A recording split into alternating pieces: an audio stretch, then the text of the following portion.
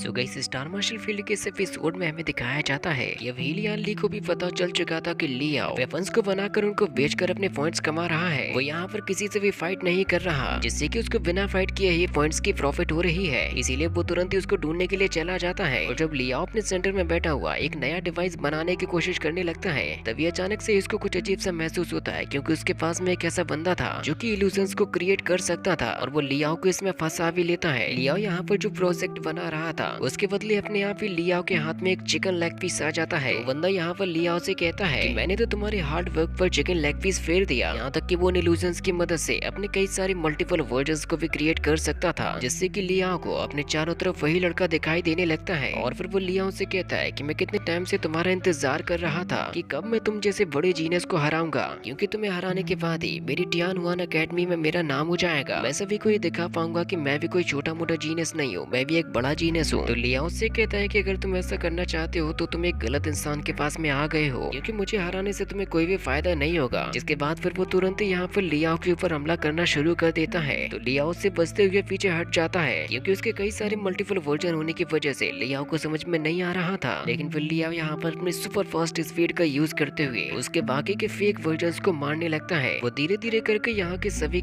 Fake version को उड़ा देता है। लेकिन तभी लियाओ के पास में एक कोई खतरनाक डिवाइस आ जाता है और इतने में मौका पाकर वो इल्यूजन क्रिएट करने वाला बंदा अपने सभी के सभी डुप्लीकेट्स को अपने बॉडी में ऑब्जर्व कर लेता है। साथ में वो काफी जोरों से हंस भी रहा था। वो कहता है कि चलो मैंने फाइनली लियाओ को हरा दिया। लेकिन लियाओ भी कोई कमजोर बंदा नहीं है, वो उससे आसानी के साथ में बाहर निकल जाता है। यहाँ तक कि वो उस बंदे के ऊपर भी अपने वेपन से हमला करता है, लेकिन वो बंदा दोबारा से अपने इल्यूजन्स को क्रिएट करता है और लियाओ को पकड़ लेता है। साथ ही वो चारों तरफ अपनी ऊर्जा को फैला देता है और एक काफी बड़ी एनर्जी फेस के साथ में वो लियाओ से बातें करने लगता है। वो उससे कहता है कि इतना तो तुम समझ ही गए होगे कि मैं तुमसे ज्यादा पावरफुल हूँ, इसीलिए मेरे हिसाब से तुम्हें अभी हार मान लेनी चाहिए, क्योंकि तभी मैं केवल तुम्हें यहाँ से जाने दे सकता हूँ। तो लियाओ उससे कहता है कि अगर ऐसा है तो मैं तुम्हारे भी पावर्स को देख लेता हूँ, क्योंकि ऐसा करने से तुम कभी भी अपने टियान वान अकेडमी में नंबर 1 तक नहीं पहुँच पाओगे। जिसके बाद फिर लियाओ तुरंत यहाँ पर अपने पावर्स को यूज करते हुए उसके मैजिक वायर को खत्म कर देता है, जिससे कि लियाओ के जो हाथ बंधे हुए थे वो भी अब खुल जाते हैं। जिसके बाद फिर लियाओ उस बंदे से कहता है कि तुम क्या सोच रहे हो, मैं तुमसे डर जाऊंगा? अच्छा तो चलो तुम ही मुझे बता दो कि आखिर मुझे करना क्या चाहिए। तो बंदा यहाँ पर लियाओ से कहता है कि तुम इतना कर सकते हो कि तुम्हें मुझसे हार मान लेनी चाहिए। इसके बाद फिर लियाओ यहाँ पर उसके इल्यूजन को तोड़ने के लिए अपने कल्टीवेशन को यूज करने लगता है। और वो थोड़ी ही देर में समझ जाता है कि ये बंदा आकर यहाँ पर इल्यूजन क्रिएट कैसे कर रहा है। और वो यूज कर रहा होता है अपने एआई डिवाइस को, जिसके बारे में तुरंत ही पता लगा कर लियाओ उसको फोड़ देता है, जिससे कि यहाँ पर उसके चारों तरफ जो इल्यूजन बना हुआ था वो तुरंत ही खत्म हो जाता है। साथ में वो बंदा इतना ज्यादा कमजोर होता है कि उसको ब्लीडिंग होने लगती है। और फिर वो लियाओ से कहता है कि अगर तुमने मेरे कॉन्शियसनेस को कैसे ढूंढ लिया, क्योंकि मैंने तो उसको अपनी सारी पावर्स को लगाकर छिपाया हुआ था। तो लियाओ उससे कहता है कि तुम मुझे क्या समझते हो, तुम जैसे ही यहाँ पर आए थे मुझे तुरंत ही फील हो गया था एक इंटेंट, लेकिन मैं तो केवल तुम्हें ही देखना चाहता था। तो बंदा यहाँ पर लियाओ से कहता है कि यानी कि तुम मुझे जानबूझकर भड़का रहे थे ताकि मैं अपनी पावर्स को यूज करूं। तो लियाओ से कहता है कि हाँ कुछ ऐसा ही समझ सकते हो। इसके बाद फिर लियाओ उसके सामने गुस्से के साथ में खड़ा हो जाता है। तो बंदा यहाँ पर डरते हुए लियाओ से कहता है कि आखिर तुम मुझसे चाहते क्या हो। लिया यहाँ पर उससे आराम से कहता है कि मुझे लगता है कि अब तो तुम्हें अपने क्लॉथ्स को चेंज करने में तक परेशानी होगी, क्योंकि लियाओ ने उसके ऊपर जो वार किया था उसकी वजह से उसको चोट लग गई थी। इसीलिए क्यों ना तुम यहाँ पर मेरे पास से एक थंडरबोल्ट को खरीद लो, जो कि तुम्हारा आगे भी बहुत ही ज्यादा काम में आएगा, क्योंकि इसकी मदद से तुम अपने सामने आने वाले ना जाने कितने ही बीस्ट को खत्म कर दोगे, जिससे कि तुम्हारे लिए इस कंपटीशन के पॉइंट्स में भी इंक्रीजिंग हो जाएगी। अब तुम ही सोचो कि तुम्हारी एक चीज से कितने ज्यादा फायदे होने वाले हैं। तो बंदा लियाओ से कहता है कि ब्रदर आप एकदम ठीक कह रहे हो, मैं आपके इस थंडरबोल्ट को खरीद लेता हूँ। उसके बाद फिर वो तुरंत ही अपने पॉइंट्स को लियाओ को शेयर कर देता है। लियाओ से कहता है कि अब तुम मुझे बहुत ही अच्छे लगे, और अब यहाँ से जाते हुए अपने वेपन को भी साथ में ले जाना कि तुम अच्छे से पॉइंट स्कोर कर सको, और जो मैंने कहा है उस चीज के बारे में तो बिल्कुल भी मत भूलना। इसके बाद अब हमें अगले दिन लियाओ को दिखाया जाता है, जो कि अपने लिए और भी सारे वेपन्स को क्रिएट कर रहा था। वो धीरे धीरे करके यहाँ पे कई सारे वेपन्स को बना लेता है ताकि वो उन्हें बेचकर काफी सारा पैसा कमा सके। साथ ही साथ वो जैसे जैसे करके वेपन बनाते जाता है उसके धीरे धीरे करके वो बिक भी जाते हैं, क्योंकि वहाँ पर एक के बाद एक बंदा आकर अपने अपने लिए वेपन्स को खरीद खरीद कर ले जा रहे थे, जिससे कि लियाओ का भी काम बन जाता है और खरीदने वालों का भी काम बन जाता है। और फिर थोड़ी ही देर बाद वहाँ पर लियाओ के पास में जैंग शाओ आ जाता है और मुझसे कहता है कि तुमने तो बहुत ही अच्छा बिजनेस खोल कर रखा हुआ है। लियाओ से कहता है कि अगर टीम अप के बारे में बात करने के लिए आए हो तो मैं वो नहीं करूंगा। तो जैंग शाओ लियाओ से कहता है कि यहाँ के कम से कम 90% स्टूडेंट हमारे द्वारा ही बनाए गए क्वांटम डिवाइसेस को यूज कर रहे हैं, और वैसे मैं भी तुम्हारे काम में इंटरेस्टेड हूँ। तो लियाओ से कहता है कि वैसे तुमने यहाँ पर आने में थोड़ी सी देर कर दी, क्योंकि मेरे सारे के सारे वेपन्स बिक चुके हैं। तो जैंग शाओ उससे कहता है कि चलो कोई बात नहीं, अब जब मैं इस सप्लाई पॉइंट पर आ ही चुका हूँ तो तुम मुझे एक थोड़ी सी बात बता दो कि मेरा ये छोटा सा डिवाइस काम क्यों नहीं कर रहा है। तो फिर लिया उस छोटे से डिवाइस को देखने लगता है और मुझसे कहता है कि मुझे नहीं लगता कि ये रीसप्लाई पॉइंट का कोई पार्ट है, और वैसे क्या तुम मुझे बता सकते हो कि ये कहाँ से आया है, क्योंकि ये बहुत ही ज्यादा स्पेशल लग रहा है। ये कि वैसे शायद मैं इस चीज को सही नहीं कर सकता। तो फिर जैंग शाओ लियाओ से कहता है कि तुमने जितने भी प्रोडक्ट दूसरे लोगों को बेचे हैं कि क्या वो स्पेशल नहीं थे, या फिर तुम्हारे लिए यही केवल एक स्पेशल चीज है। और वैसे तुम्हारा इस बारे में क्या ख्याल है, अगर तुम इसको ठीक कर दोगे तो मैं इसे तुम्हारे साथ भी शेयर करूंगा, या फिर मैं ये समझ लूं कि तुम्हें क्वांटम डिवाइसेस को ठीक करना नहीं आता। ये बात लियाओ के दिल पे लग जाती है तो वो उससे कहता है कि रुको, मैं इसको अभी के अभी ठीक करके देता हूँ। इसके बाद फिर लियाओ उसके हर एक पुर्जे को अलग अलग कर देता है और अपने मन में इस बारे में सोच रहा था कि ये चीज आज के क्वांटम डिवाइसेस से एकदम अलग है, कि उसने अभी तक जितने भी क्वांटम डिवाइसेस बनाए हैं वो इस तरीके के तो थे ही नहीं, इसीलिए वो नहीं जानता कि आखिर इस डिवाइस को किस चीज के लिए बनाया गया था। लेकिन उसको ये भी पता था कि ये देखने में कोई बुरी चीज भी तो नहीं है, और उसे इस डिवाइस को देखते हुए ऐसा लग रहा था जैसे कि अगर वो इसको ठीक कर देगा